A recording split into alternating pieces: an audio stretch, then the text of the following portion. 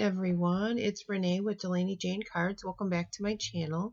Today I am participating in the Friendship Hop put on by Courtney Krieber. She has a card making hop group that she puts together. I'll have the link to that group below in the description. The products I'm using here are the Heffy Doodle Prehistoric Pals. I have two different Doodlebug designs, paper pads. I think their papers combine well. I have the what's that one called? Touchdown, and the other one is Dragon Tails, and then two sets of pretty pink Posh banner dies. One is the Stitched Banner Duo, the other was Stitched Banner Duo 2, and I received those from a friend, so they were kind of fitting for this hop here. Now, as far as the stamping goes, I did use the rectangle die from the Stitched Banner Duo to make sure that my images were going to be inside the die when I cut it out. And I didn't cut the die out first, because if I screwed this up, I could just turn my paper over and then die cut it. Once I die cut it, it has like faux stitching, and I couldn't just turn it over. And then I realized that I needed to mask these, and I pulled out some Gina K Masking Magic masking paper and stamped them off. And then I positioned the house, and I didn't mask it off yet because I was just making sure that I had it in the right place. I realized I only needed to cut out a portion of the girl, and so I did, and put that down. I will keep the masks in with my stamp set for future use, because I didn't need the boy, I only needed the girl. So then I placed the pet dinosaur there, and I stamped him out. I'm using my ink on 3 blackout ink. I do really like that for Copic coloring, so spoiler alert, we're going to do some Copic coloring here. I haven't done any Copic coloring in a little bit of, in a few cards, I think, so it was kind of fun to get them back out. But my little scene here, it's super cute, and I know it's very reminiscent of that one specific cartoon, with the pet dinosaur and the cave people that live in the house like this. So I die cut my piece, and then I started coloring here. The combination I'm using for the skin tone is a BB00, E00, E11, and E02, but the E02 is more like blush for the cheeks. I just wanted to pink them up just a little bit, and you can tell here that I am barely touching this marker tip to the paper. I was trying to get this to focus a little bit better, but it did not. It is a work in progress.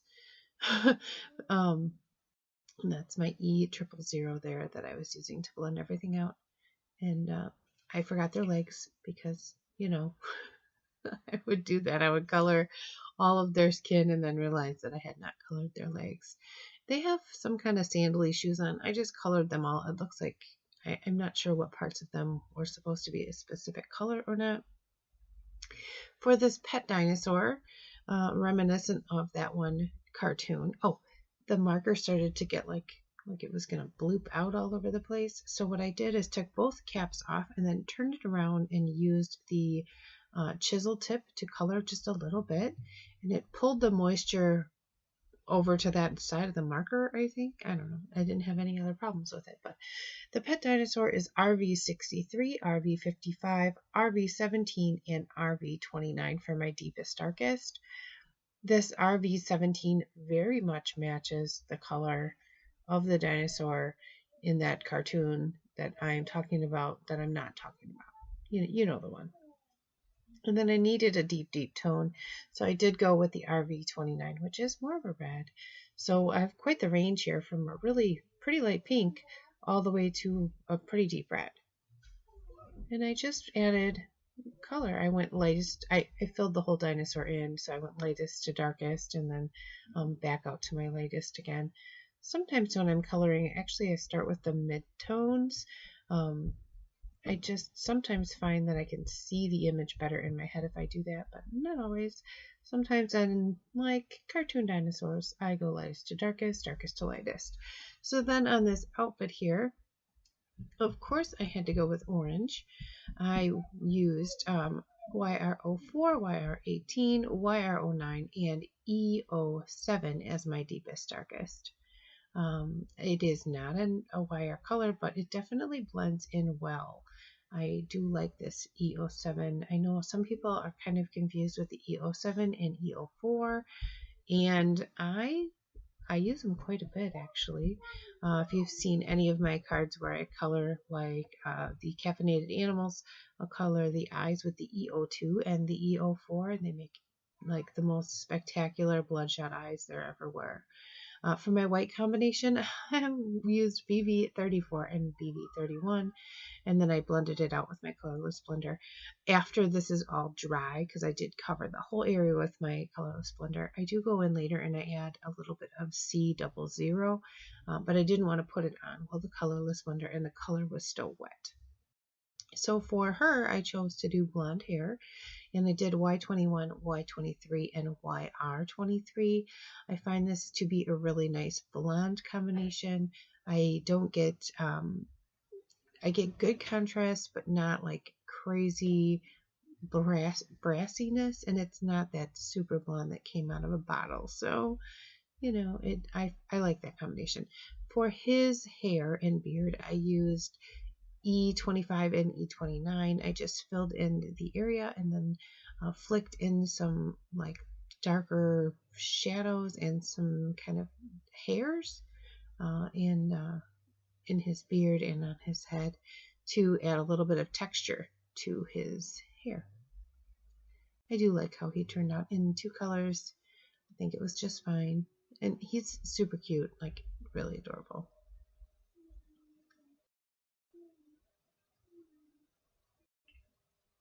For the rock house in the back, I did use my warm grays. I thought that this house would probably be made out of rock.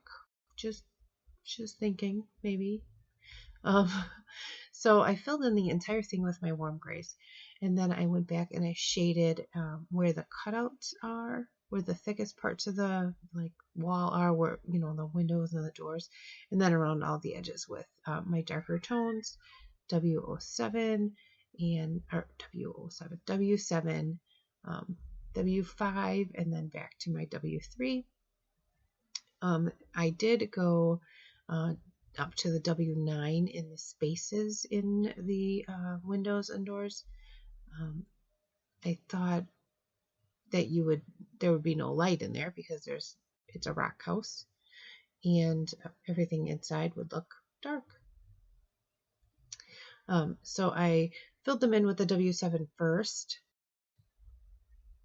and then I do shade them with the W9 and then blend it out just a little bit with the W7. And I think it adds just enough depth that it makes this house look really good, you know, with the different contrasts and the different depths of things. Then for the background of my little scene here, I needed ground and sky. So for my ground combination, I'm using E70 and E74. I filled in the entire thing. I just kind of hand drew a like little hill in the background and then filled it all the way in with my E70. Funny little story, E70, E74, and E79 were one of my first blending combinations that I ever owned. When I first started getting my Copics, I got them, I think like everybody else, where you buy just a couple at a time and you get the little blending groups and you use a coupon. And well, that was one of them that I got. And everything was this like gray, brown color. Everything I could possibly color was this gray, brown color. So it's kind of a fun one for me. I like it. I really don't know why I chose that gray, brownish, cool gray color when I first got them, but I did. Then for the sky combination, I used a B41 and B45. And you'll see later I do change it up a little bit, but this is what I started with. I went around everything with the B41 and then filled it all in. And in a large area, you want to try to keep your strokes all going the same direction. So I made sure that all my strokes were going horizontally, and it helps just with the lines and stuff. And then I went around the bottom edges and right around all of, you know, the little characters. And then I blended this B45 up from the ground. I do love this for sky. I just, for some reason, I think it's like the perfect blue sky day. And they look pretty happy, these cave people. I don't know, are they cave people now that they have a rock house? I mean, cave people live in caves, right? So are these rock house people? Yeah, that's right, right? Rock house people. And then I went back and I reinforced the shadow just around the little rock house just a little bit and blended that out.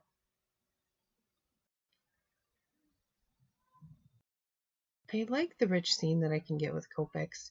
Oh, and then she has this jewel that's, I think, holding her dress up, and I decided to do that in Aqua. And then here's where I brought that C marker in. I didn't want to forget that I had planned on doing that, so I brought that C marker and then finished up the teal. And I did dot that down the back of our little friendly dragon dinosaur, whatever he is there, in pink and teal. I thought, what a fun pop of color. So there's my little scene. And then when I held it up to the papers I wanted to use, I realized that maybe it was not teal enough. So I did cut out all my papers and then I tried it again. And yeah, it was just, it matched fine, but it didn't match enough for me. So then I used this BG72 and I went over the entire sky. Now there's already shading underneath, so you will see the darker blue, that B45, mixed with the BG72 more toward the bottom, and then it will lighten up toward the top, so you get your shading underneath. And that is a technique called Copic glazing, and that is one fun thing about Copics. The other thing that I like about Copics is you can fix mistakes. When I was coloring that background, I went right over her hair, and I just pushed the color onto the white piece of paper with the other. I just pulled out the yellow marker I used for her hair. So then I heat embossed a sentiment on this black cardstock with some white embossing powder. I used that strap and tap. I have not had any problems with my embossing since I started using that. It just gives me really nice, clean embossing, and I really do like it. So I used my Simon Says Stamp embossing powder there. Sometimes I have trouble opening that one. I don't know if there's like embossing powder stuck in the threads of the jar or what it is, but sometimes I struggle. So you'll see me use different embossing powder sometimes. But then I layered the pattern papers, and the two background pattern papers, those are from the two different pads, and that cloud pattern paper is like probably my favorite of all time cloud paper. And I think that was my last piece. I think I have a tiny little scrap of it left. I just love cloud papers. I don't know, they just add so much to a scene. So then I was trying to decide what I was doing with this sentiment banner. I chose, or I was trying to figure out what side I wanted to put on, but I chose to put it on the one side, and then I fishtail ended the banner. Just cut in from the center and then up to the center point from each edge, and you get this simple fishtail banner. And then I added a little foam tape so that it would be popped up just like the main image panel, and laid that down. And then I used my Spectrum Noir clear glitter overlay pen, and I went over the outfit that the female is wearing, and then I dotted it on the little scales on the back of our little dinosaur friend. And then I thought it needed just a little bit more, so I pulled out my Nuvo drops, the crystal drops in gloss black, and I added a few of those around my card just to kind of spread your eye around and make that black coordinate a little better. And I did tap them out on the top of my embossing. And then I let that sit on my desk overnight and then came back to it the next day. Let's rewind just a little bit, those Nuvo drops.